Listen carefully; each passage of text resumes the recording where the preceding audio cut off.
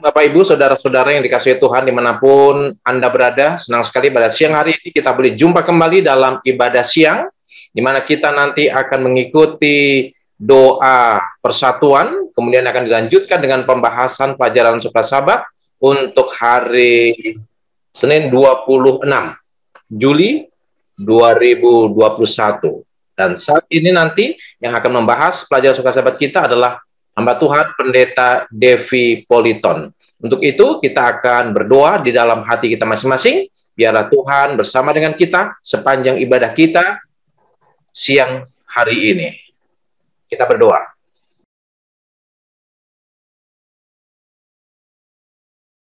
Baik, kita akan mendengarkan lagu pujian yang akan diputar oleh operator. Silakan.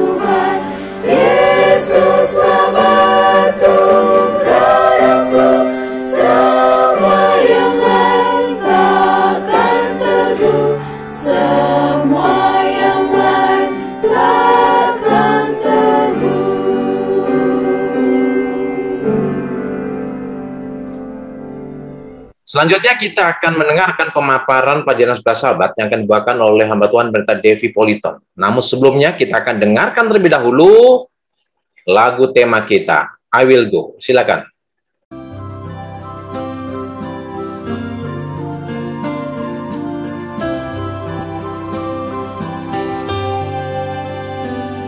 Ku dengar suara Yesus panggil, ku jawab.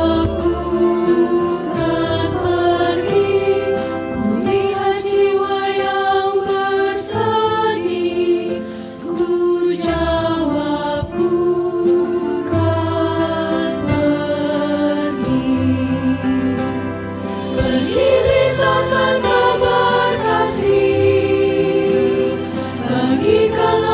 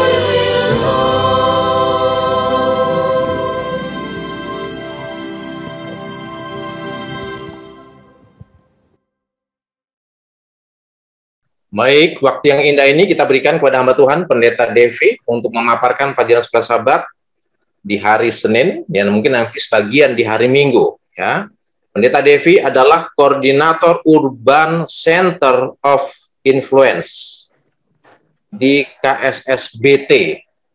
Ya, kita akan dengarkan pemaparan yang akan dibawakan oleh Pendeta Devi Politon. Silakan Pendeta. Baik, terima kasih Pendeta James Rusina. Selamat siang sahabat-sahabat, rekan-rekan yang sudah hadir di forum Sekolah Sabat yang selalu dilakukan setiap hari ini siang pukul 12. Saya jadi teringat almarhum Abang Simorangkir. Saya pernah hadir satu kali pas waktu kosong, jadi beliau sempat mempertimbangkan untuk melibatkan saya, dan mungkin berkali ini sempat, tapi abang sudah tidak ada. Pelajaran ini adalah dedikasi saya mempersiapkan untuk undangan yang mungkin tidak kunjung tiba dari abang karena sudah beristirahat untuk sementara waktu. Kita doakan keluarga untuk diberikan kekuatan dan pengharapan. Mungkin kalau masih ingat pelajaran kemarin, mungkin hanya satu kutipan yang saya ingin singgung berdasarkan pelajaran kemarin tentang kelegaan. Tidak mudah untuk merasa lega saat Anda sedang terbeban oleh sebuah situasi dan kondisi. Entah apapun itu, hanya Anda dan Tuhan yang tahu. Mungkin kita bisa tahu kalau ada teman yang share, saya sedang bermasalah, saya sedang menghadapi pergumulan, dan lain sebagainya. Nah, di pelajaran kemarin, indikasi untuk merasakan kelegaan itu tergantung pada pilihan setiap orang. Teristimewa kalau biasanya kita dianjurkan untuk membicarakan tentang semua kebaikan Tuhan. Saya mungkin secara mental bisa saja mengadakan interview bagi mereka-mereka yang biasanya saat mengungkapkan ekspresi merasa diberkati oleh Tuhan, pertanyaan yang paling mendasar yang harus dikorek secara kualitatif adalah apakah saat mengekspresikan itu benar-benar ada perasaan lega dalam hati. Kalau hanya sekedar statement atau ungkapan, tapi saat mengungkapkan wajah tidak terlalu sempurna mengekspresikannya, maka pasti masih ada beban yang dirasakan. Jadi kelegaan itu mungkin belum sempurna. Tapi Anda akan bisa melihatnya secara sempurna jika ekspresi wajah itu memang benar-benar kelihatan menunjukkan ekspresi kelegaan. Karena biasanya prinsip Alkitab itu semua akan muncul murni dari hati. Jadi kalau hatinya lega, ekspresi kelihatan di wajah.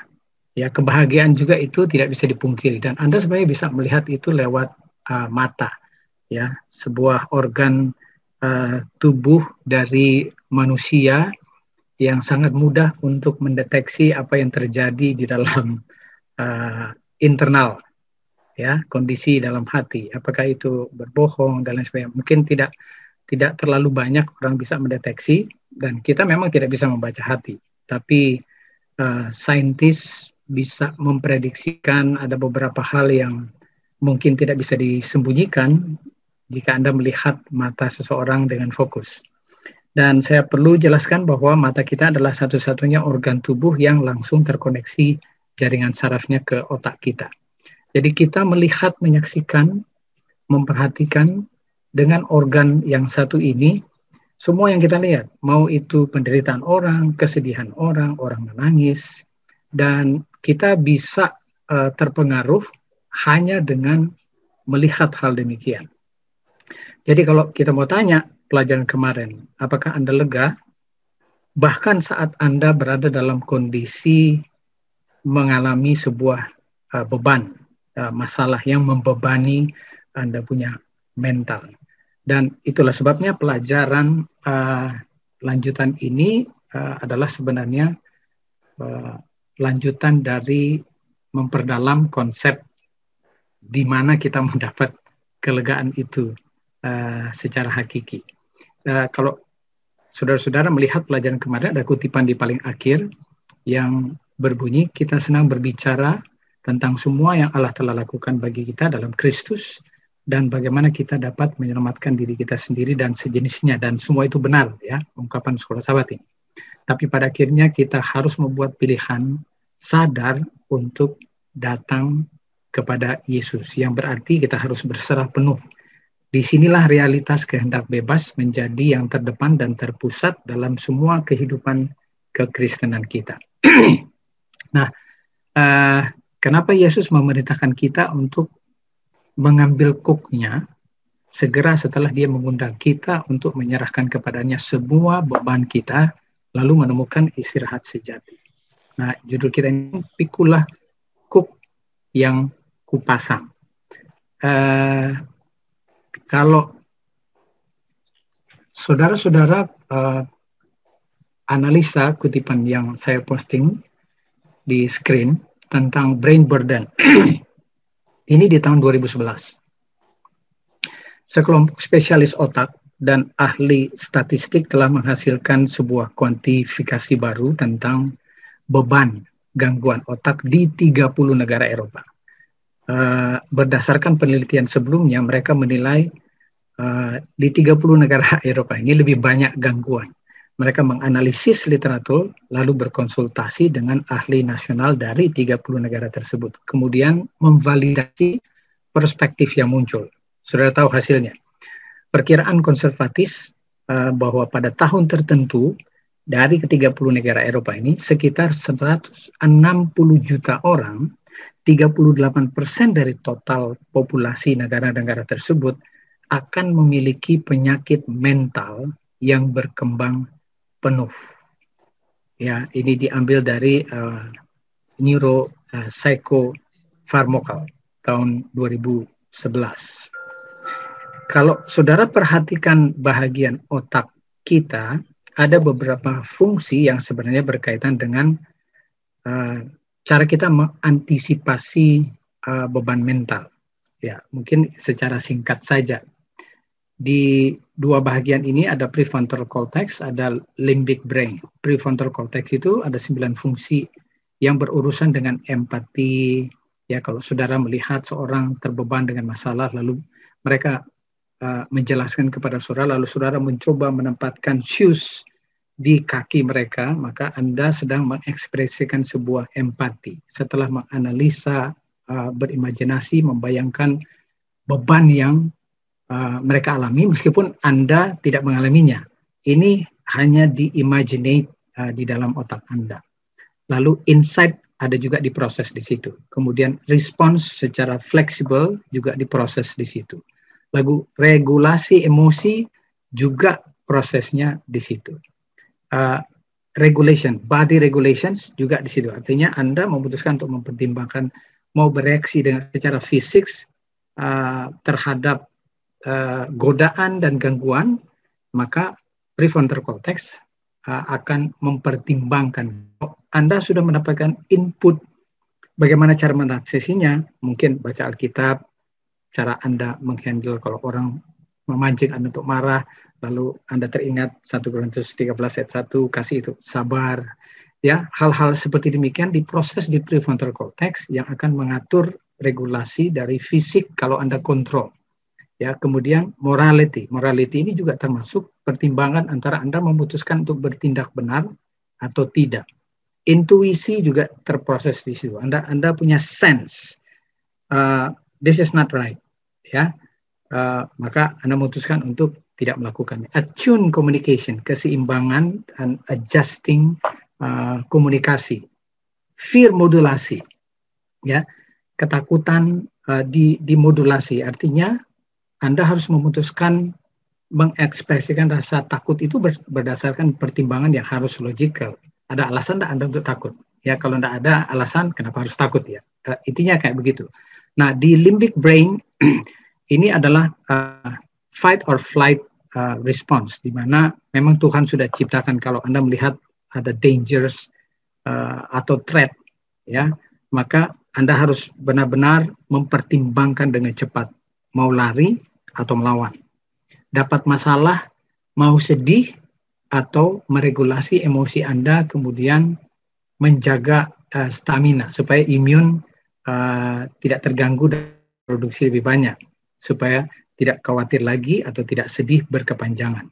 Ya, di sini proses-proses emosi juga diproses di sini. Ya, masalah kontrol emosi. Lalu think, ya, am I safe? Do people want me? Ini pertanyaan-pertanyaan yang sederhana yang sebenarnya diproses di limbic brain yang nanti akan diproses juga di prefrontal cortex untuk mengambil keputusan. Ya, ini kenapa saya tampilkan ini supaya at least Anda dan saya bisa tahu bahwa tiap orang itu struggles-nya bisa berbeda berdasarkan kondisi lingkungan dan cara merespon dia setiap hari. Jadi kalau hasil penelitian ini memprediksikan dari 30 negara di Eropa 165 juta orang akan memiliki penyakit mental yang berkembang penuh, maka kita harus lebih waspada untuk mengantisipasi cara kita merespon. Kalau tidak, beban apapun itu akan selalu membuat kita tidak akan bisa berserah penuh atau bahkan memiliki pengharapan secara konsisten. Apalagi melihat masa pandemik begini, logika berpikir sederhana kita akan bertanya, mana bisa kita tenang? Lihat orang tua meninggal karena COVID, lihat suami meninggal karena COVID, lihat istri, lihat tetangga, lihat anak, dan lain sebagainya.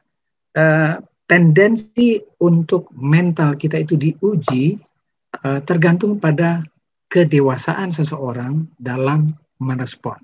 Itulah sebabnya kenapa Tuhan menciptakan otak ini dengan bahagian yang sebenarnya memiliki poros untuk membalance, untuk menjaga keseimbangan. Mungkin saya akan analisa dulu berdasarkan observasi dari ayat tersebut, Matius 11 ayat 29. Kata pikul itu diterjemahkan berbeda di beberapa versi terjemahan. Ya, cuman ya ini bahasa aslinya adalah airo, itu diterjemahkan oleh terjemahan lama. Kalau saudara punya Bible elektronik, boleh buka sekarang. Versi terjemahan lama itu menarik. Tidak ada kaitan dengan take atau ambil atau pikul dan lain sebagainya. Tapi kata pertama yang digunakan adalah ikutlah perintahku. Itu terjemahan lama. Ya. Kalau dalam bahasa Indonesia itu bahasa Indonesia sehari-hari. Kalau mana ini ya? Terjemahan lama itu menjelaskan tanggunglah aku. Agak berbeda ya. Agak berbeda. Nah, kata airo ini bisa berarti mengangkat, atau saya lebih cenderung memilih, ini terjemahannya sebenarnya banyak yang mau diekspos. Tapi saya tidak melihat ini diekspos di pelajaran sekolah sahabat. Dalam bahasa Inggrisnya, itu artinya keep in suspense. Saya ada di notes, saya tidak tampilkan. Tapi yang saya tampilkan adalah hugos. Keep in suspense ini berkaitan dengan mind, pikiran. Artinya menjaga keseimbangan pikiran kita. Supaya kalau ada beban, masalah atau apapun, kita benar-benar harus menjaga keseimbangan pikiran kita supaya tidak bertendensi ke poros yang justru memberatkan Anda punya pikiran. Ya, apalagi setelah ini diterjemahkan untuk mana ini? Cook, ya. Cook itu dalam bahasa aslinya adalah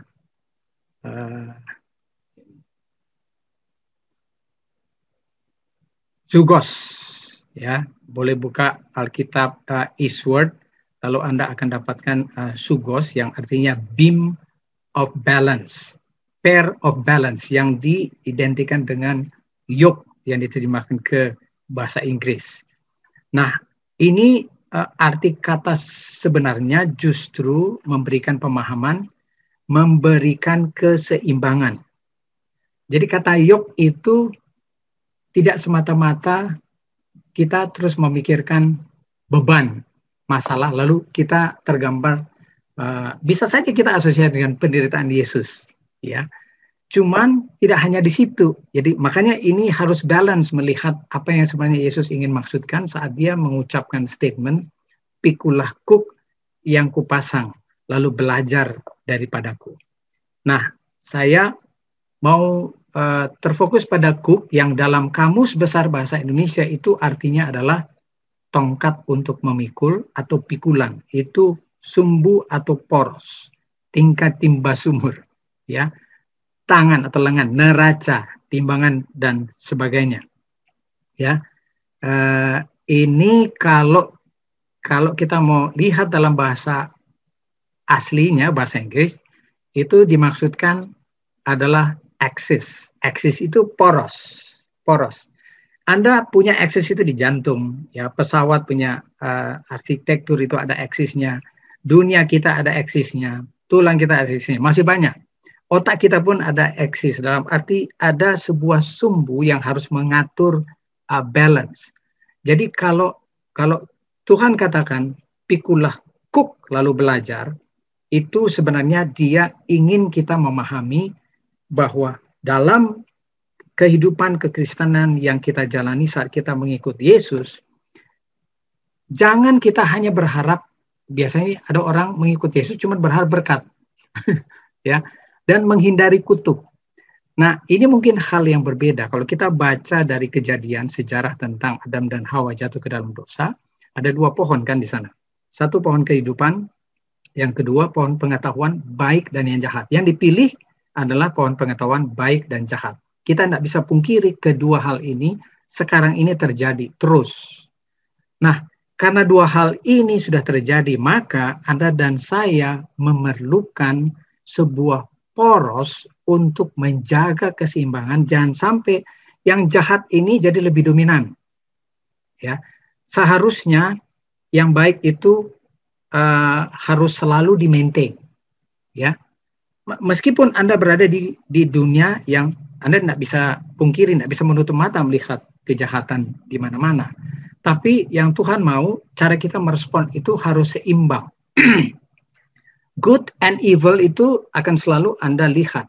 Ya, selama kita masih hidup di dunia, kita akan selalu mengalami kebahagiaan dan kesedihan. Ya, kita tidak bisa menolak fakta hidup yang kita jalani ini berisi 2 hal yang tentunya sangat bertentangan. Tapi cara Yesus menjalani hidupnya menjadi sebuah patron bagi kita sekarang untuk menjaga keseimbangan tersebut.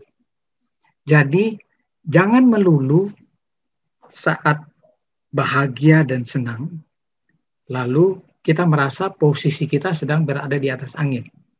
Tapi saat Tuhan izinkan penderitaan, kesulitan, ada yang Anda tidak harapkan terjadi, tapi terjadi meskipun Anda sudah berdoa, 2 subuh, tiap hari berdoa, tapi apa yang Anda expect tidak terjadi, maka apa yang Anda harus responi? Menjaga keseimbangan emotional balance. Supaya ketaatan dan komitmen kita tidak terganggu. Kenapa? Karena ini adalah karakteristik pemuritan. Kalau Anda menjadi murid Yesus, makna Anda tidak berharap semua berjalan mulus. Ya, Anda pasti akan lalui tiba-tiba ini, kalau saya tidak tahu kalau di DKI ini sudah mau dekat-dekat KLB, orang berharap namanya diperhitungkan. Ekspektasi mungkin akan dipilih, tapi tiba-tiba tidak terpilih. Apa yang Anda harus responi? Ya, sebagai seseorang yang dewasa dalam mengambil keputusan, maka Anda harus menjaga keseimbangan emosi Anda. Jangan memaksakan berharap meskipun hasil mungkin tidak, karena umumnya kalau kita bicara soal mental health, kalau seseorang terlalu berharap lebih, lalu ekspektasi tidak terpenuhi, itu bisa stres. Nah, stres ini kan sebenarnya normal. Ya, itu bagus untuk kita mengantisipasi. Tapi ini akan bisa jadi depresi kalau kita terlalu merespon secara berlebihan terhadap ekspektasi yang tidak kita harapkan terjadi. Ya, nah di pelajaran sekolah sahabat dijelaskan. Kuk ini adalah metafora umum dalam Yudaisme untuk hukum. Jadi Kisah 15 ayat 10 menggunakan untuk merujuk pada hukum sunat. Galatia 5 ayat 1 mengkontraskan kebebasan yang ditawarkan Yesus dengan kuk perbudakan yang merujuk pada hukum sebagai sarana keselamatan. Dipasang kuk kepada Yesus menekankan kepatuhan dan komitmen untuk mengikuti jejaknya dan berpartisipasi dalam misinya. Nah, ini mungkin secara literal, ya kita bisa paham ini sebagai sebuah pengetahuan. Tapi secara realita, bagaimana kita bisa menerapkan kalau tiba-tiba kita terpaku pada hukum lebih dominan? Ya, kita orang Advent lebih terkenal dengan theological perfection. Nggak ada doktrin di gereja kita seperti orang lain. Tapi ini bukan masalah doktrin dan bukan bicara masalah hukum saja. Karena ini akan selalu berkaitan dengan banyak aspek saat kita menerima sebuah input tentang pengetahuan, tentang kebenaran. Kenapa? Aspek yang harus seimbang, kita punya physical, mental, spiritual, and social. There are 4 aspects of life that needs to be balanced. 4 hal. Kalau spiritualnya lebih dominan, tapi Anda punya hubungan sosial dengan sesama bermasalah, maka tidak balance kita anggap ini.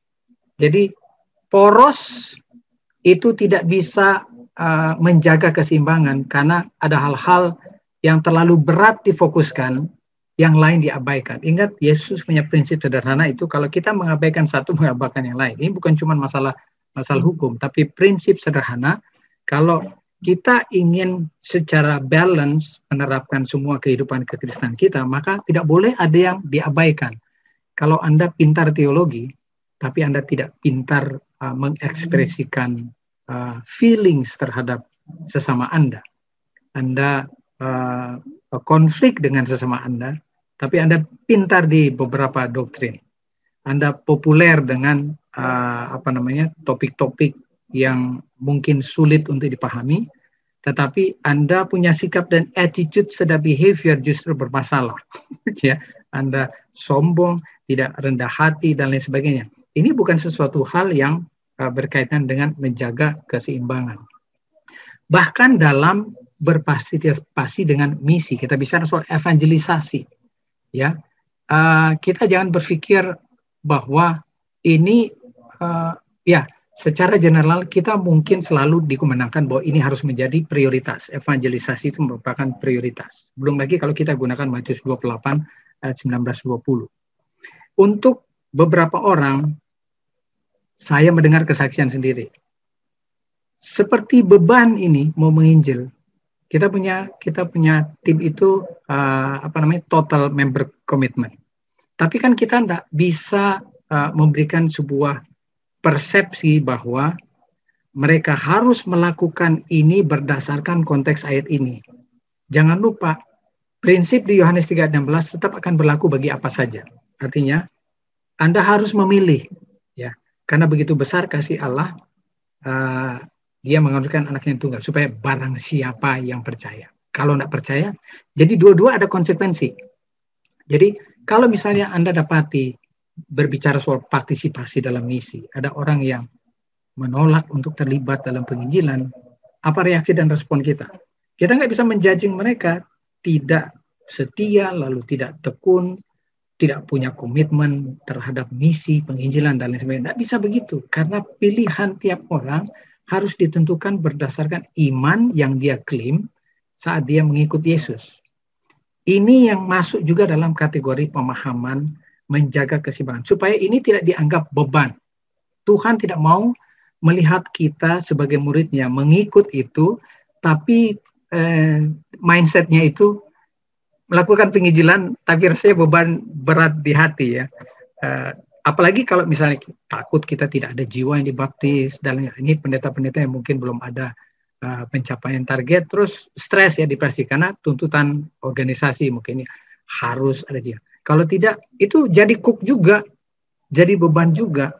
Nah, kebijaksanaan apa yang bisa dilakukan untuk menerapkan konsep ini untuk bisa memahami, menerima tawaran. Yesus bilang, pikulah kuk, karena kuk yang kuberikan kepadamu itu ringan ya adanya. Apalagi, nah ini penafsiran Yesus tentang hukum seperti yang ditunjukkan dalam khotbah lebih radikal daripada yang dilakukan orang Farisi. Kenapa radikal?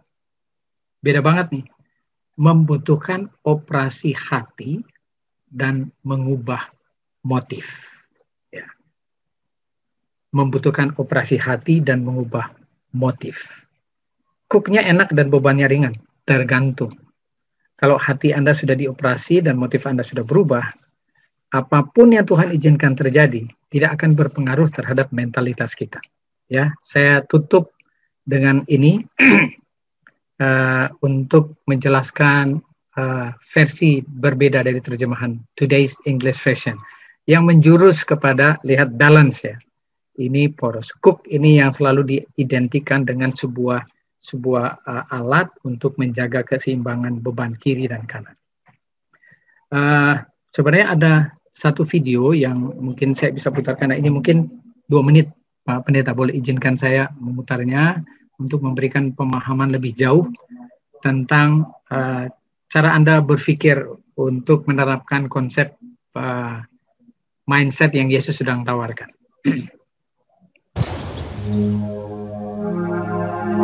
It's our brain that sets us apart from other animals, the only object conscious of itself. The brain is 3 pounds of soft tissue containing 14 billion nerve cells called neurons. When we think, minute electrical signals flash between these nerves, creating a network of trillions of connections. Sampai di sini saya ingin menambahkan, menekankan tentang saat Anda membaca statement di Matius 11 ayat 29-30, waktu Anda memikirkan ayat ini bagaimana caranya untuk memahami, sudah ada terbentuk jaringan koneksi bagian timpang di neuron Anda. Ini akan tersimpan sebagai sebuah memori supaya nanti berikut Anda mulai memikir saat mengalami satu peristiwa. Apa sih maksudnya ini Tuhan bilang cooknya ringan? Padahal di realita kehidupan Anda merasa beban ini berat. Ya, apalagi kalau Anda bandingkan dengan kehidupan orang lain. Pikiran Anda itu mulai terobsesi dengan mencoba membandingkan penderitaan dan beban yang Anda hadapi dengan orang lain. Lalu mulai mengungkapkan statement, Tuhan, kenapa kok dia bebannya tidak lebih berat dari saya? Saya lebih berat. Kalau sudah begini, maka persepsi dan pemahaman Anda tentang cook yang Yesus tawarkan akan berubah total. The spinal cord is our body's information superhighway. Nerve fibers carry electrical signals to and from the brain as fast as 800 miles an hour. All parts of the brain are connected by bundles of nerve fibers, crisscrossing the interior like telephone lines. Each time we repeat an action or a word, the connection we're using becomes stronger. Okay. So, as we learn, we literally rewire our brains. Okay. Itu yang terakhir. Yang saya perlu jelaskan di sini, karena proses belajar kita itu berkaitan dengan cara otak memproses semua informasi yang kita lihat, perhatikan, dan kita jalani dalam kehidupan kita. Jadi kalau Anda mudah sekali merespon dengan sebuah beban dan masalah dalam hidup, baru kemudian mengasosiasikan dengan, aduh Tuhan, bukan ini yang saya harapkan mau menjadi orang Kristen atau menjadi orang Advent. Ya, maka proses pembelajaran yang ada di otak Anda adalah menjadi orang Kristen dan menjadi pengikut Yesus itu sulit, ya, banyak bebannya. Ya, tapi kalau cara kita memandang, lalu kemudian mencoba membandingkan hanya satu patron, cara Yesus menghadapi semua yang dia gumuli sejak mulai dari Taman Getsemani sampai di Golgota, maka Anda akan memahami kenapa Yesus sanggup sampai disalib, bahkan saat sebelum nafas yang terakhir dia masih sempat mempraktekkan sebuah spirit yang mungkin sekarang orang Kristen bahkan orang Advent mungkin tidak mudah untuk mempraktekannya, mengampuni orang lain. Itu rasanya beban, apalagi kalau sudah terobsesi, terfokus pikiran pada apa yang orang lain buat, ya, membuat kita sakit hati dan lain sebagainya. Rasanya susah untuk membalance kita punya respon itu. Kita akan terpancing untuk kalau bisa membalas, ya, nanti giliran saya mau dapat. Atau at least Anda pernah dengar orang berdoa, ya, agar supaya dia memberitakan supaya Tuhan membalas. Memang itu tanggung jawab Tuhan membalas, tapi ini di doanya, ya, kalau bisa Tuhan ambrukkanlah dia punya kontrak perusahaan atau kerja, lepaskan jabatannya. Ada orang yang pakai berdoanya begitu. Nah, hal ini akan jadi dilema bagi setiap orang, sehingga kita susah untuk memahami saat Yesus mengungkapkan kepada saudara, take my yoke upon you. Kuk yang aku berikan ini sebanyak ringan. Dan ingat ekspresi attitude dari ayat tersebut, kalau Anda perhatikan, dia bilang apa? Aku rendah hati dan lemah lembut, ya, katanya. Ini sebenarnya adalah karakteristik dari setiap orang yang sudah dewasa dalam menjaga keseimbangan emosi, reaksi, dan bahkan respon untuk setiap masalah hidup yang mereka jalani. Mungkin hanya itu saja yang saya bisa sampaikan, Pendeta Msinya. Terima kasih banyak. Semoga Tuhan memberkati. Terima kasih Pendeta Politon yang sudah memaparkan inti dari pelajaran kita pada hari ini, yaitu pikulah kuk yang kupasang. Sebenarnya kita tidak ada waktu banyak, tapi karena ada beberapa pertanyaan yang masuk, mungkin pendeta bisa jawab secara singkat, ya, berkaitan dengan pelajaran kita pada hari ini. Baik, yang pertama dari Ibu Simatupang. Pertanyaan begini, pendeta. Apa perbedaan antara berbeban berat dalam Matius 11 ayat 28 dan memikul kuknya dalam Matius 11 ayat 29? Oke, pendeta, silakan. Apa perbedaan antara berbeban berat dan memikul kuk? Nah, itu pertanyaannya. Silakan, pendeta. Mungkin cara saya memahami konteks ayat tersebut mungkin dalam konteks perbedaan. Bisa saja ini berkaitan dengan pengalaman hidup seseorang secara pribadi dengan Tuhannya. Jadi mungkin tiap orang berbeda mengambil kesimpulan berbeban beratnya itu dalam konteks apa. Tapi sebenarnya inti daripada relasi hubungan antara berbeban berat dengan pikulah kuk yang dimaksud di sini sebenarnya adalah, Anda boleh imajinasikanlah cara Yesus merespon dengan semua keadaan dan kondisi yang dia lalui dengan mencoba mengasosiasikan dengan cara Anda menjalani kehidupan Anda sekarang ini. Kira-kira mana yang konotasi pengambilan kesimpulan kita tentang beban berat itu bisa diasosiasikan dengan apa yang Yesus alami. Karena selamanya apapun beban berat yang kita jalani dan kehidupan kita ini tidak pernah jauh dari konteks yang prinsipil yang dialami oleh Yesus. Di Perjanjian Baru Anda pernah temukan statement Rasul Paulus yang menuliskan bahwa Anda tidak sampai mencucurkan darah dalam konteks penderitaan yang Yesus alami. Kalau cuman masalah mungkin masalah keuangan, masalah anak-anak yang terlibat narkoba, masalah posisi yang tidak bisa didapat, kehilangan pekerjaan, jobless, orang meninggal dan lain sebagainya.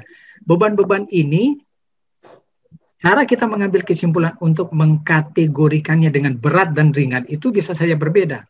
Bagi saya tetap aja itu beban, meskipun ada kalimat berat. Ya, persepsi saya mungkin berbeda dengan yang bertanya.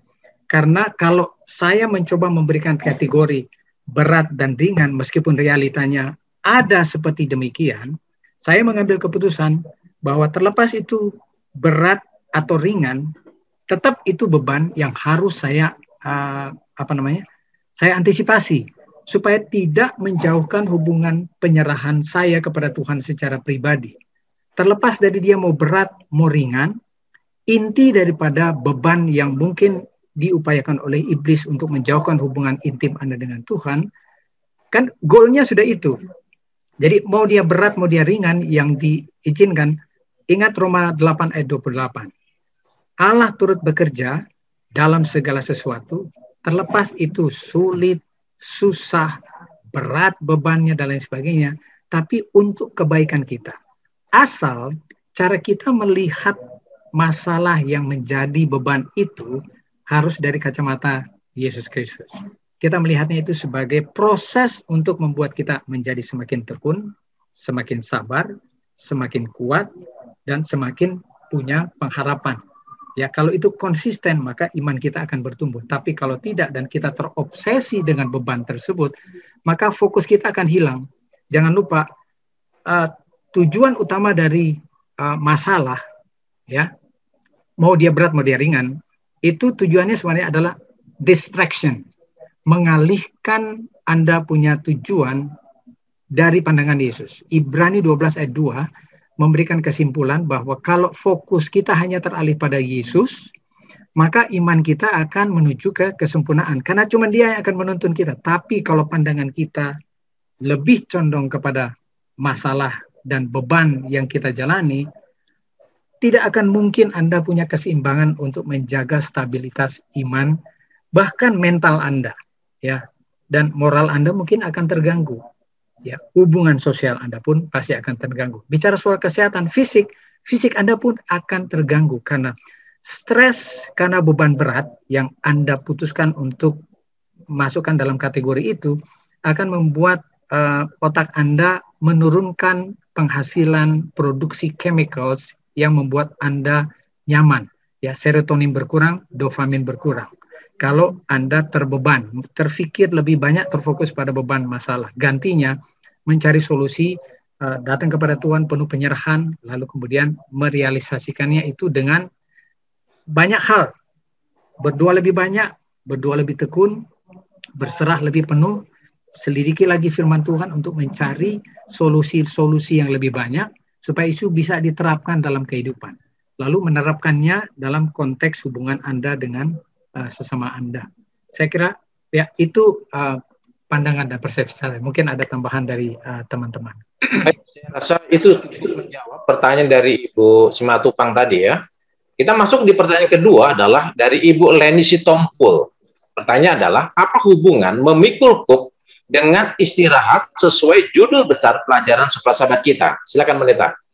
Oke, kalau saya jelaskan tadi kuk yang berkaitan dengan keseimbangan, sebenarnya justru disitulah letak posisi kelegaan dan ketenangan yang mungkin diidentifikasikan dengan rest dalam bahasa asli. Ya. Ketenangan, kestabilan emosional itu akan saudara dapatkan. Rest dalam konteks itu sebenarnya adalah Anda akan merasa tenang. Mungkin saya boleh gambarkan dengan bagaimana kondisi Yesus bersama dengan murid-muridnya di perahu saat mereka sedang mengalami badai. Beda sekali ya. Murid-murid melihat ini badai besar di sekeliling mereka. Yesus bukannya tidak tahu itu ada badai, tapi ketenangan Yesus di tengah badai itu menjadi sebuah patron untuk dijadikan sebuah pertanyaan.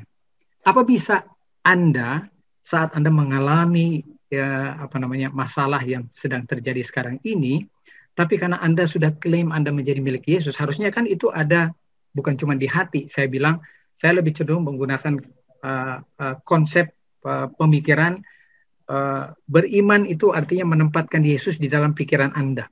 Semua nasihat firman Tuhan itu harus diproses di dalam pikiran Anda, supaya itulah yang membuat Anda tetap tenang saat Anda menghadapi krisis. Dan inilah rest yang sebenarnya dimaksudkan untuk dialami oleh semua umat Tuhan yang harus dipikul, artinya ya bahasa Inggris tadi dalam terjemahannya bilang put on. Put on dalam arti itu harus Anda tempatkan dalam hati Anda, karena nanti yang akan mengendalikan itu bukan Anda sendiri, tapi Yesus. Ya, ini bukan bicara soal klise ya, kalimat klise. Anda harus jalani itu, lalu kemudian praktekkan. Saya bisa ngomong itu karena saya pernah lalui, ya. Udah nggak terlalu responsif saya kalau orang mau jatuhkan, mau bicarakan buruk di belakang, ya urusan ini dengan Tuhan. Saya selalu berusaha menjaga keseimbangan mental dan emosi saya, karena saya tahu apa yang orang buat itu adalah pilihannya. Saya harus menjaga integritas saya, biarlah mereka tunjukkan mereka punya integritas. Saya akan tetap merasakan rest, karena saya putuskan untuk mempraktekkan dan menerapkan itu. Terlepas dari orang mau buat macam-macam negatif di belakang saya, urusan orang itu dengan Tuhan. Ya, mungkin hanya itu yang saya bisa sampaikan. Baik, terima kasih Bapak Ibu, saudara-saudara yang dikasihi Tuhan. Terima kasih Pendeta Devi Politon. Waktu kita sudah habis. Ya, saya yakin bahwa akan banyak pertanyaan-pertanyaan yang akan masuk berkaitan dengan pelajaran sahabat kita. Tapi yakin percaya bahwa Roh Kudus yang akan menjawab dan menerangkan bagi masing-masing kita jika kita rindu untuk terus-menerus belajar akan firman Tuhan. Jadi sekali lagi, terima kasih Pendeta Politon. Dan selanjutnya kita akan akhiri ibadah kita dengan sebuah lagu pujian yang akan diputar oleh operator, dan nanti doa tutup akan dibawakan oleh Pendeta Devi Politon.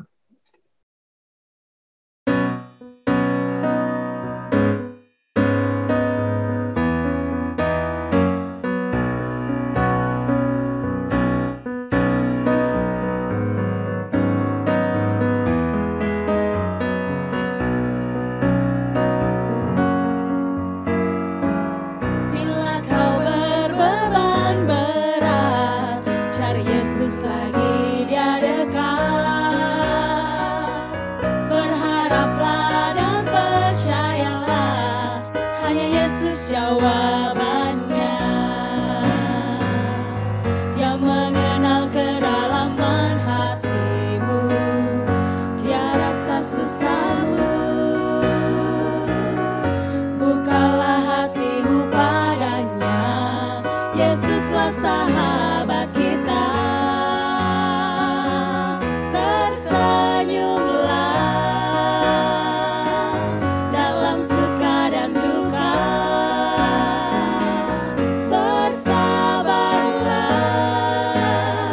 walau berat yang engkau rasa.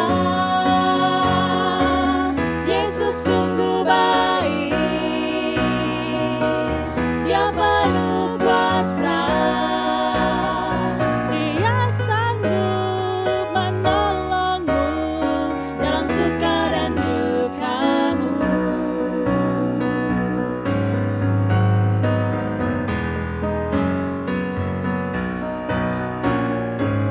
Dia mengenal kedalaman hatimu, Dia rasa susahmu. Bukalah hatimu padanya, Yesuslah sahabat kita. Tersenyumlah dalam suka dan duka. Bersabarlah walau berat yang engkau rasa.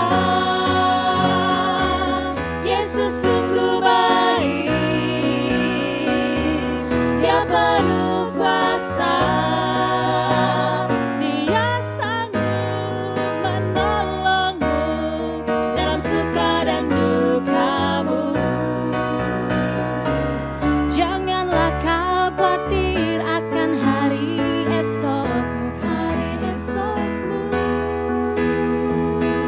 Ada rencana Tuhan indah bagimu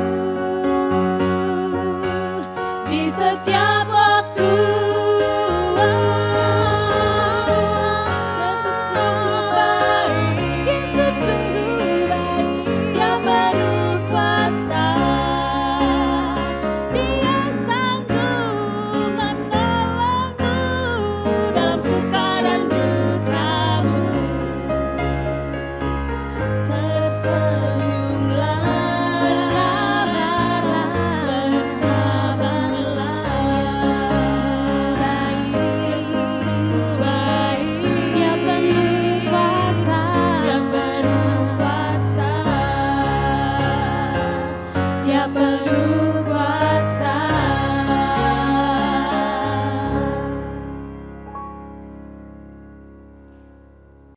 Silakan Pendeta Devi untuk doa tutup. Mari kita tunduk kepala, kita berdoa. Terima kasih ya Tuhan untuk menyertai kami dalam pelajaran hari Senin di pelajaran sekolah sahabat kami ini. Kami mohon Tuhan menolong kami untuk benar-benar bijak dan seimbang untuk setiap peristiwa yang terjadi dalam kehidupan kami.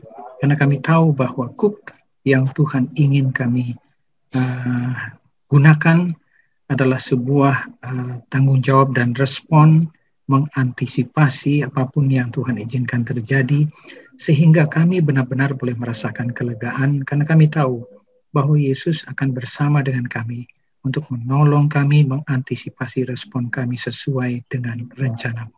Jadikan kami umat Tuhan yang tekun, setia, dalam kondisi sulit sekalipun. Tuhan akan melihat proses iman kami boleh terbentuk karena kekuatan dan kuasa yang Tuhan anugerahkan, seperti yang sudah tertulis dalam Filipi 4 ayat 13, bahwa segala perkara dapat kami tanggung karena Yesus yang memberi kekuatan kepada kami. Terpujilah nama-Mu, berkatilah seluruh partisipan yang hadir pada siang hari ini dalam semua aspek kehidupan mereka, mulai dari pekerjaan, rumah tangga, anak-anak yang Tuhan percayakan, bahkan dalam tugas dan pelayanan mereka. Biarlah kami semua boleh diberkati sampai hari Maranatha. Inilah doa dan penyerahan kami.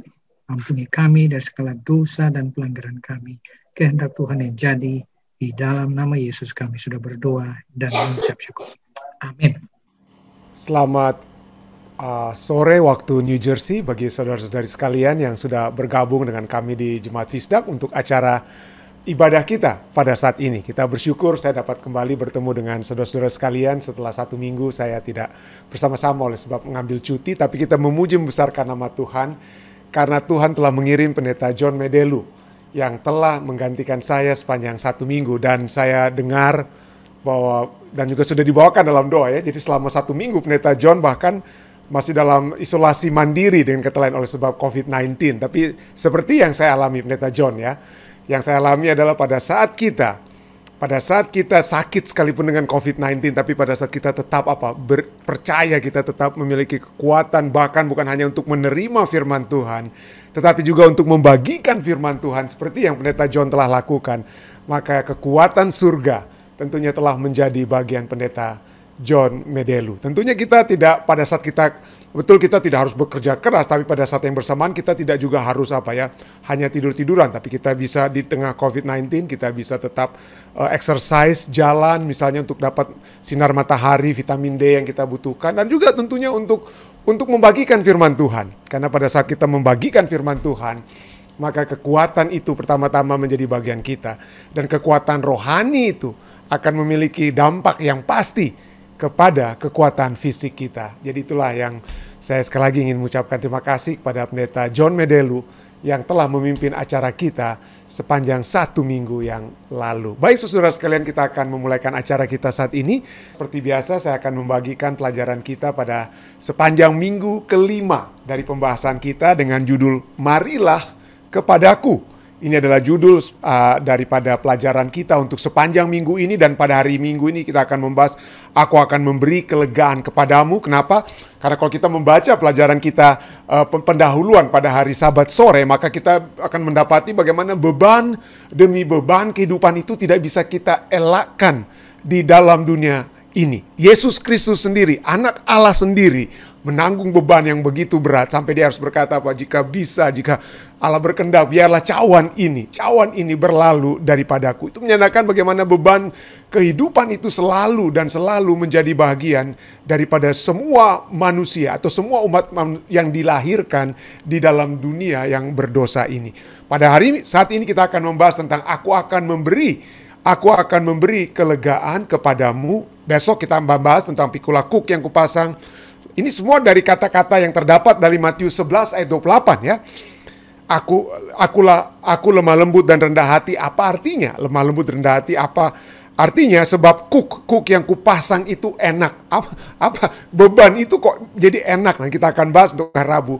Dan kemudian Yesus katakan bebanku pun ringan. Apa itu beban yang Yesus ingin agar kita dapat pikul atau dapat kita tanggung? Jadi ayat inti kita sepanjang minggu ini terdapat dari Matius 11 ayat 28. Sana dikatakan, marilah kepadaku semua yang letih lesu letih lesu dan berbeban berat, aku akan memberi kelegaan kepadamu. Baik saudara, pada saat ini kita akan pada tanggal 25 Juli, waktu Amerika masih hari Minggu ya. Pada hari Minggu sore ini, kita akan membahas tentang dengan judul, Aku akan memberi kelegaan kepadamu. Mari kita langsung baca saja ya. Bacalah Matius 11 ayat 20 sampai 28. Ketika Yesus berkata, marilah kepadaku semua yang letih, lesu, dan berbeban berat, aku akan memberi kelegaan kepadamu. Apa konteks pernyataan ini? Ya, apa? Kenapa sampai Yesus ucapkan kalimat ini? Dan bagaimana Yesus memberi kita kelegaan itu? Matius 11 ayat 20 sampai 28. Firman Tuhan berkata, lalu Yesus mulai mengecam. Waduh, kok mulai dengan mengecam ya? Tapi ini yang terjadi ya. Lalu Yesus mulai mengecam kota-kota yang tidak bertobat, sekalipun di situ ia paling banyak melakukan mujizat-mujizatnya. Jadi rupanya mujizat-mujizat sekalipun itu belum tentu menjamin pertobatan. Ya, belum tentu menjamin. Jadi seringkali kita melihat pada zaman sekarang ini, kalau ada yang mengadakan mujizat ini, wah seperti seakan-akan apa? Itulah seakan-akan memberikan otentikasi daripada pekabaran ataupun daripada apa ya?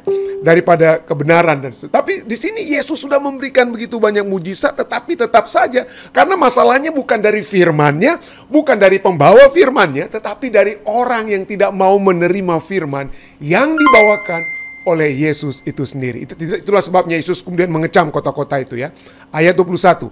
Celakalah engkau Korazim, celakalah engkau Betsaida. Ya, celakalah engkau Betsaida, karena jika di Tirus dan Sidon terjadi mujizat-mujizat yang telah terjadi di tengah-tengah kamu, sudah lama mereka bertobat dan berkabung, tapi kamu tidak. Di tempat lain akan bertobat, tapi kalian tidak. Tetapi aku berkata kepadamu, ayat 22, pada hari penghakiman, tanggungan Tirus dan Sidon akan lebih ringan daripada tanggunganmu. Dan engkau Kapernaum. Nah ini cukup menarik karena yang Yesus sebutkan itu adalah apa ya? Betsaida dan lain sebagainya itu tempat-tempat yang merupakan tempat-tempat orang Yahudi, sedangkan Tirus dan Sidon itu orang-orang kafir dengan kata lain. Tetapi sekarang Yesus katakan, oh tanggungan mereka itu lebih ringan. Kenapa? Karena Alkitab berbicara kepada yang banyak, yang lebih mengetahui yang banyak, lebih dituntut banyak. Ya, itu sebabnya tanggungan mereka itu lebih apa ya? Lebih ringan. Ya. Jadi Tirus dan Sidon akan lebih ringan daripada tanggunganmu. Dan engkau Kapernaum, apakah engkau akan dinaikkan sampai ke langit? Tidak. Tidak, Yesus bilang. Engkau akan diturunkan sampai ke dunia orang mati. Karena jika Sodom, kemudian Yesus kemudian bahas tentang Sodom ya. Karena jika di Sodom terjadi mujizat-mujizat yang telah terjadi di tengah-tengah kamu, kota itu tentu masih berdiri sampai hari ini. Tetapi aku berkata kepadamu, ayat 24, pada hari penghakiman, tanggungan negeri Sodom akan lebih ringan daripada tanggunganmu. Waduh, padahal Sodom itu sudah dikatakan kota yang menjadi pusat, dengan kata lain ya, kota menjadi pusat daripada berdosa. Tapi Yesus bilang, wah kalian ini lebih tanggunganmu itu daripada Sodom. Ayat 25, pada waktu itu berkatalah Yesus, aku bersyukur kepadamu Bapa, Tuhan langit dan bumi, karena semuanya itu engkau sembunyikan bagi orang-orang bijak dan orang pandai, tetapi engkau nyatakan kepada orang kecil. Ya, kenapa? Karena orang-orang Yahudi ini merasa diri mereka itu besar-besar. Mereka sudah lebih lama dalam kebenaran, sudah dianggap sebagai orang-orang yang tahu tentang kebenaran dan lain sebagainya.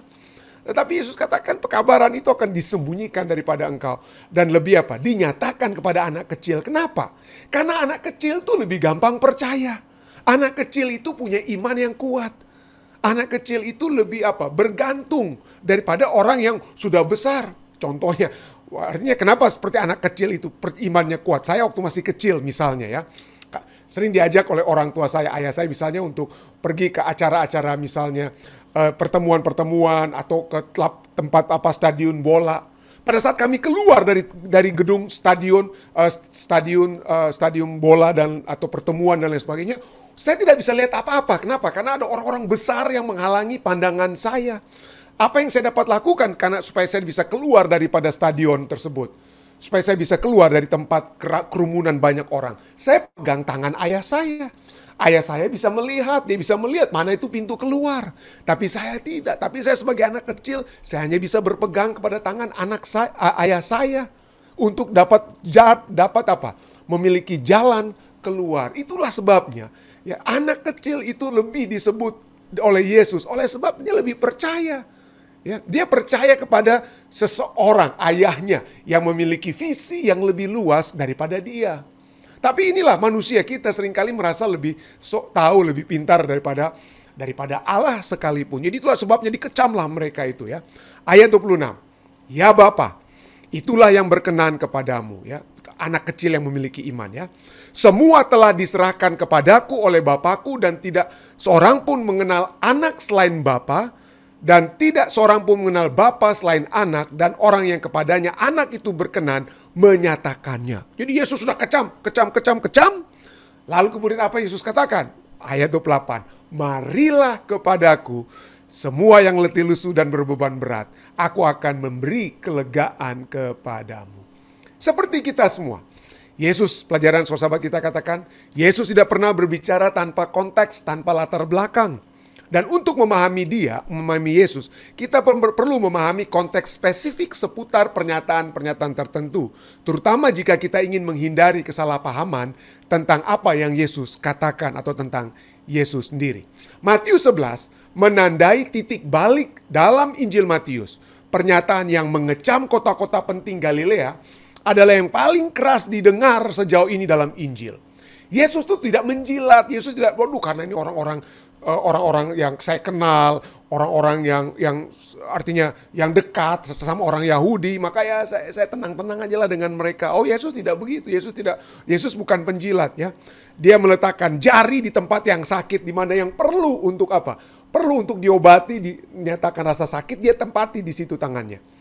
Dia bergaul dengan orang-orang yang salah. Matius 9 ayat 9-13 katakan. Klaimnya untuk mengampuni dosa adalah hal yang menghebohkan di mata para pemimpin agama. Nah, memang Yesus mengucapkan beberapa kata keras yang mengutuk orang-orang. Bahkan membandingkan mereka secara keras. Ya, tanpa tendeng aling-aling, Yesus bandingkan mereka dengan Sodom yang pada saat itu, dan seperti kita saat ini, kata Sodom itu ya, itu adalah tempat kejahatan orang-orang yang keras kepala. Keras kepala. Matius 11:24 katakan, tetapi aku berkata kepadamu, pada hari penghakiman, tanggungan negeri Sodom akan lebih ringan daripada tanggunganmu, karena kamu tahu lebih banyak daripada mereka. Nah, ketegangan sepertinya meningkat pada saat Yesus bilang ya, Yesus kecam. Wah, tentu saja orang-orang mulai panas telinga mereka ya dengar itu. Namun, di tengah-tengah semua ini, Yesus berganti gigi kalau dia main kendaraan ya. Bukan saja dia main laju terus, dia berubah haluan atau ganti gigi yang apa? Mulai apa? Perlahan ya. Dan dia kemudian menawarkan istirahat yang sejati. Dia dapat melakukannya, dia dapat berubah. Artinya ganti gigi, rubah haluan ya. Karena semua telah diserahkan kepadaku oleh Bapakku dan tidak seorang pun mengenal anak selain Bapa. Itu yang dikatakan dalam Matius 11 ayat 27. Kemampuan Yesus untuk memberi istirahat didasarkan pada keilahiannya dan keesaannya dengan Bapa. Kenapa ini menjadi penting ya? Saving the best for the last. Ini yang penting, marilah kepadaku. Kenapa itu harus dimulaikan dengan kecaman? Nah, ini dia jawabannya. Sebelum saudara dan saya dapat menurunkan beban kita perlu memahami bahwa kita tidak dapat memikulnya sendirian. Itu yang pertama ya. Pertama, kita tidak akan dapat memikul beban kehidupan itu sendirian. Tidak bisa. Faktanya, sebagian besar dari kita tidak akan datang. Ini poin kedua kenapa penting sekali. Kita perlu apa ya? Sebelum kita datang itu dikecam ya. Karena kita tidak dapat memikulnya sendirian. Keadaan kita itu lebih buruk dari Sodom, dari Tirus dan Sidon dengan kata lain. Dan poin kedua, kenapa ini penting ya? Oleh sebab itu kita tidak dapat memikulnya. Kenapa? Poin kedua, faktanya sebagian besar dari kita tidak akan datang kecuali jika kita telah mengenali kondisi kita yang sebenarnya. Jadi poin pertama, kita tidak dapat memikul sendirian. Poin kedua adalah kita untuk dapat memiliki kelegaan, istirahat, kita harus apa? Mengetahui kondisi kita. Kita jangan tutup mata. Kita jangan apa? Taruh di bawah kasur dengan kata lain. Kesalahan-kesalahan kita harus akui. Kita harus menyadari kesalahan kita. Dan undangan Yesus, pelajaran kita katakan, didasarkan pada kebutuhan. Pernyataannya dalam Matius 11 ayat 28 dimulai dengan perintah dalam bahasa asli Yunaninya Ya, bahasa asli Yunani asli yaitu apa? Marilah. Ini bukan perintah, ini bukan silakan ya, mari. Ini bukan pilihan, bukan opsional. Tapi marilah di sini adalah merupakan prasyarat untuk menemukan istirahat. Marilah berarti kita perlu untuk menyerahkan kendali kita. Kita harus apa? Diperintahkan untuk apa? Serahkan kendali tersebut. Serahkan kendali kehidupan kita kepada Tuhan. Itu perintah, prasyarat, satu syarat supaya kita beristirahat. Ya. Di masa, pelajaran kita katakan, di masa ketika kita dapat dengan mudah mengendalikan banyak hal dalam hidup kita melalui telepon pintar kita seakan-akan bisa atur semua, bisa bekerja, bisa Zoom segala macam dengan telepon pintar kita. Ya, mungkin datang kepada Yesus bukanlah arah yang wajar. Kenapa? Karena kita pikir segala sesuatu kita bisa kendalikan ya. Saya bisa kendalikan, bukan saya, ada orang bisa kendalikan keadaan di rumah mereka, dikasih nyala televisi mereka, dikasih mati lampu di kamar tidur, hanya melalui mobile phone mereka, kasih alarmnya dikasih nyala dan lain sebagainya, atau ada smart untuk anjing mereka dikasih keluar makanan itu semuanya dengan smartphone mereka, ya, telepon pintar mereka diatur semuanya, ya. Tetapi pada saat kita merasa kita sudah mengatur segala sesuatu, itu dapat menyebabkan kita untuk menyerahkan kehidupan kita kepada Yesus itu bukanlah hal yang wajar. Bahkan pelajaran kita katakan apa? Bagi kebanyakan orang, penyerahan diri adalah bagian tersulit. Nanti kita akan bahas itu ya di waktu-waktu yang akan datang juga. Bahwa penyerahan diri adalah bagian tersulit dari dalam kehidupan kekristenan. Kita senang, kita sering berbicara, dan memang demikian adanya ya, tentang semua yang Allah lakukan bagi kita dalam Kristus, dan bagaimana kita tidak dapat menyelamatkan kita sendiri, dan sejenisnya. Pembicaraan-pembicaraan seperti itu kita ucapkan. Semua itu benar. Semua itu benar. Tetapi pada akhirnya, pelajaran kita katakan apa? Pada akhirnya kita masih harus membuat pilihan sadar untuk datang kepada Yesus, yang berarti menyerah kepadanya. Menyerah kepadanya. Disinilah realitas kehendak bebas menjadi yang terdepan dan terpusat dalam kehidupan Kristen. Jadi kadang-kadang memang betul seakan-akan kita everything is under our control. Kita dapat mengontrol. Tapi kita harus jujur ya. Kalau kita menyadari keterbatasan kita, kelemahan-kelemahan kita, dosa-dosa kita. Kalau kita betul-betul melihat semuanya itu dengan mata hati yang terbuka. Kita tidak akan berkata, Tuhan, menyerah saya tidak bisa bikin apa-apa lagi. Pertanyaan bagi saudara dan saya, beban apakah yang Anda sedang pikul? Bagaimana Anda bisa belajar menyerahkan beban-beban tersebut kepada Yesus dan mengalami kelegaan yang Dia tawarkan, dan dengan harga yang begitu besar, bagi dirinya yang Yesus sudah tawarkan. Jadi apa beban terbesar kita? Dan pertanyaan berikutnya, apa yang Yesus sudah tawarkan? Nah, pada saat saya bertanya ya, kalau saya bisa bertanya, kira-kira beban terbesar kita itu apa? Kalau kita Google, maka orang-orang Kristen katakan, waduh beban dosa, ya itu mungkin bagus ya. Betul ya, beban dosa ya, struggle kita dengan dosa dan lain sebagainya. Itu satu hal yang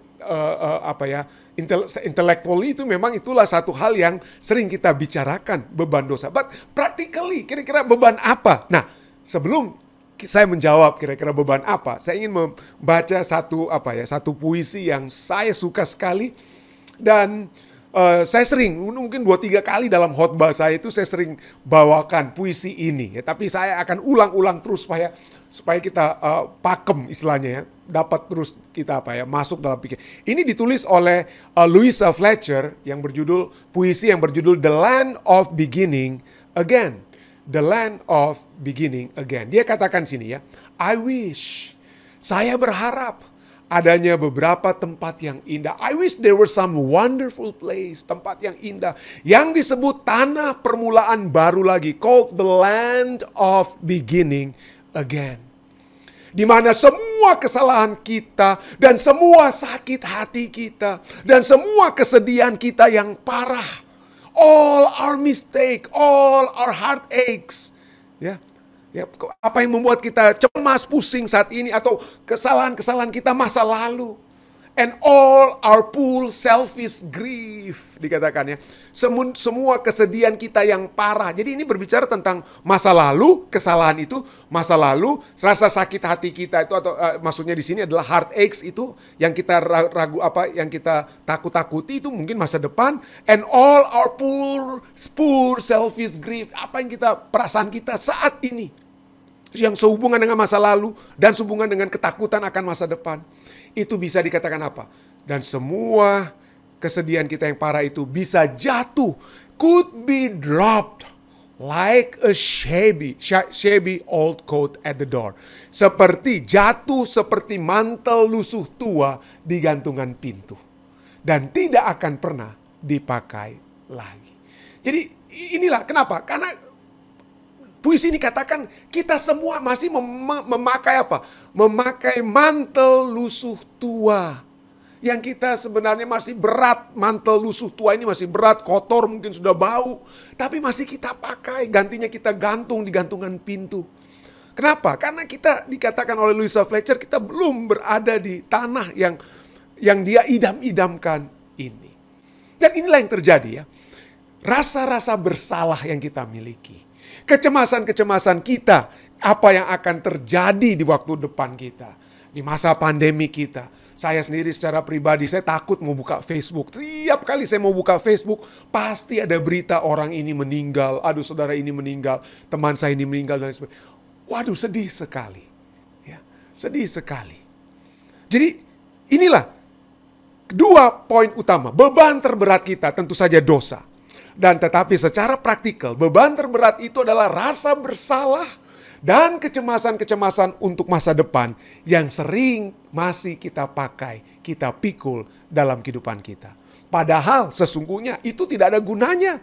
Ada satu kutipan yang berkata, no amount of guilt, tidak berapa banyaknya perasaan bersalah itu yang kita miliki. Kalau saya aduh malu sekali saya dulu waktu saya masih di SMA, saya masih di SMP, saya masih SD, ini yang saya buat, aduh saya malu sekali gitu.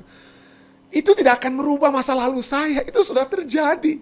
Ya walaupun secara praktikalnya itu memang masih saya aduh bikin malu Stephen kalau saya ingat-ingat apa yang saya buat waktu saya masih dulu, aduh.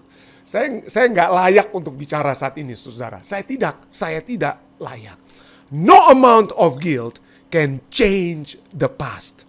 Dan berikutnya, no amount of worrying. Tidak ada seberapa banyaknya rasa khawatir kita itu yang kita miliki yang akan merubah masa depan.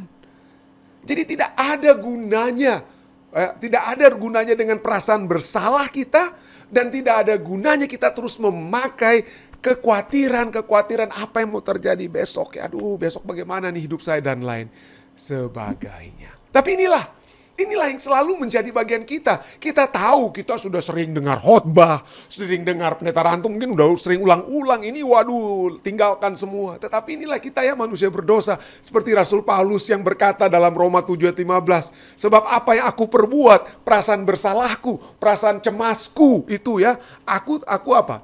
Sebab apa yang aku perbuat aku tidak tahu, karena bukan apa yang aku kehendaki yang aku perbuat, tetapi apa yang aku benci itulah yang aku perbuat. Saya tidak menghendaki perasaan bersalah, kekhawatiran, tetapi itulah yang saya buat. Ya. Itulah yang saya buat, tapi yang seharusnya saya serahkan, saya tidak apa? Saya tidak serahkan. Tapi itulah perasaan bersalah. Banyak orang berbicara tentang masuk time machine. Waduh, mungkin time machine itu nggak relevan ya. Kenapa? Karena itu mustahil. Mustahil kita mau kembali ke masa lalu. Tapi banyak manusia yang mencoba untuk meninggalkan beban masa lalu atau kekhawatiran masa depan dengan apa yang dapat dia lakukan. Dan Martin Luther, ini saya pernah berikan gambar ini ya. Martin Luther dia naik tangga ya. Dia menaiki Holy Stairs atau tangga suci, namanya skala sancta di Vatikan ya. Dia Saint Peter Basilica.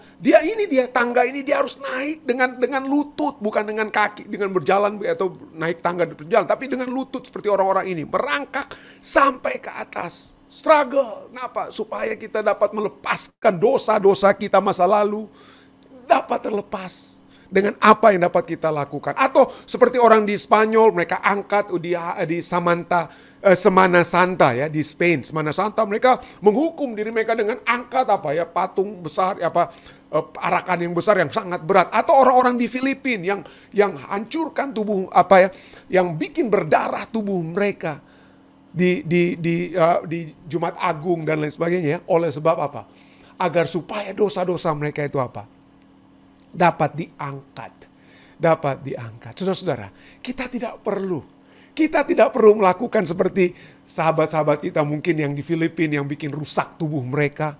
Ya, banyak orang pada saat mereka untuk merasa menghilangkan, seperti saya pernah katakan waktu lalu ya, saya sempat sebutkan ada 3 cara orang menghilangkan rasa bersalah. Yang pertama intelektual. Ya, kita secara intelektual dosa-dosa itu kita turunkan standarnya, atau katakan jangan pikirkan kesalahan-kesalahan masa lalu itu sebagai dosa. Itu bukan dosa. Jadi secara intelektual itu ya kita bebas saja lakukan apa-apa. Atau secara secara fisikal.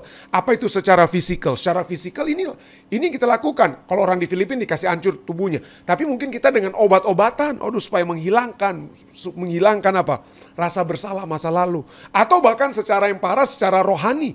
Kita dengan apa?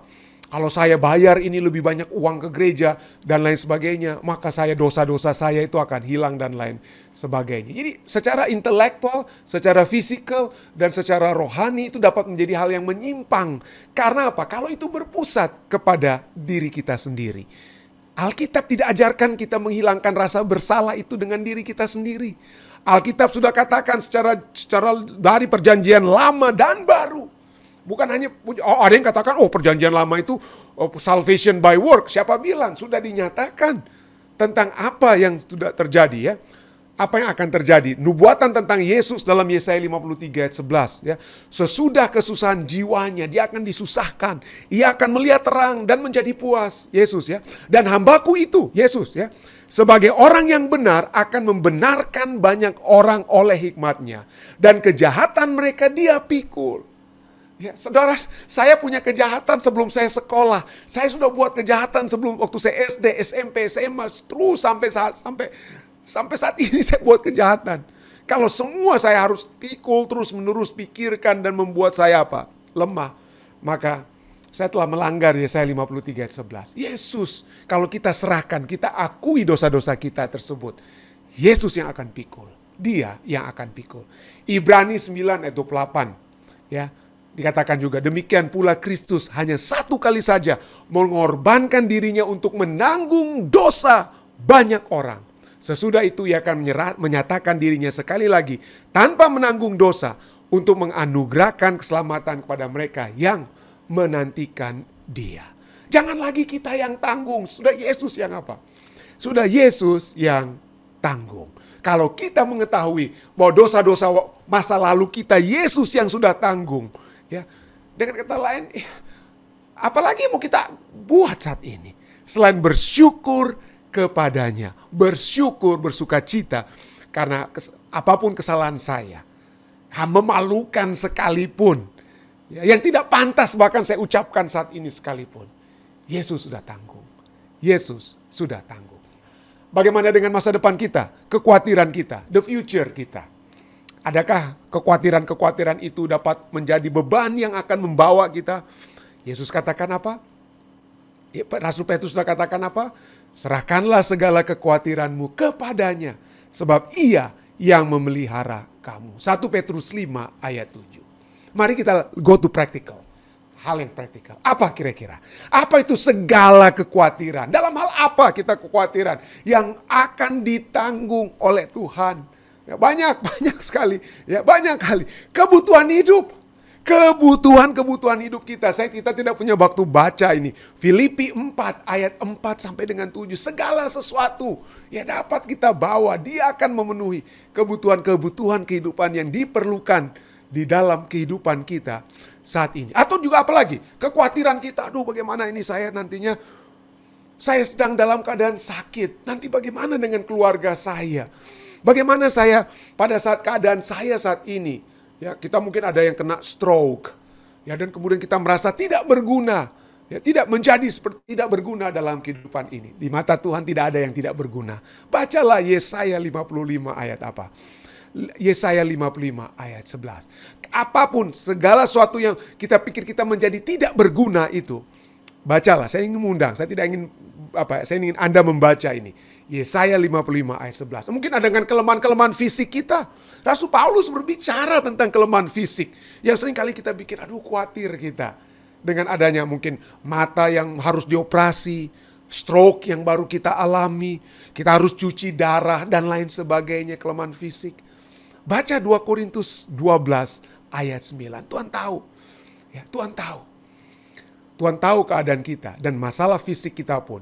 Kekhawatiran itu dapat kita serahkan kepada Tuhan. 2 Korintus 12 ayat 9. Mengambil keputusan. Mazmur 32 ayat 8 berbicara Tuhan akan memberikan instruksinya bagi kita.